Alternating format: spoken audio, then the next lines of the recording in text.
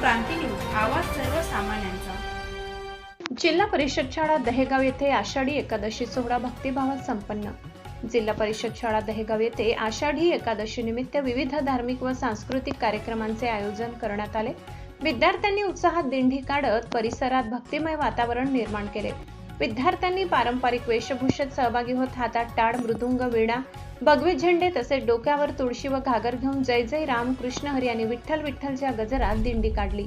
टाळ मृदंगाच्या तालावर विद्यार्थ्यांनी रिंगण व फुगडी खेळत आनंदोत्सव साजरा केला।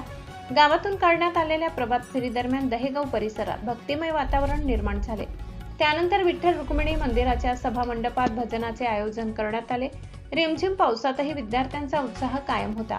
शाळेच्या प्रांगणात भक्तिगीतांवर, फुगडी व रिंगणाचा आनंद घेत कार्यक्रमाची सांगता करण्यात आली।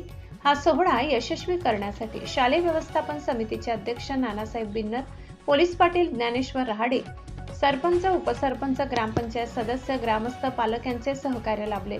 तसेच मुख्याध्यापक सतीश कचवे यांच्यासह दीपक खेरनार, जितेंद्र नगराडे, विलास चौधरी, पल्लवी गोवर्धने आणि प्रज्ञा चव्हाण यांनी विशेष मेहनत घेतली। विद्यार्थ्यांमध्ये संस्कार, एकता आणि भक्तीची भावना रुजविणारा हा आषाढी एकादशी सोहळा उत्साहात आणि भक्तिमय वातावरणात संपन्न झाला।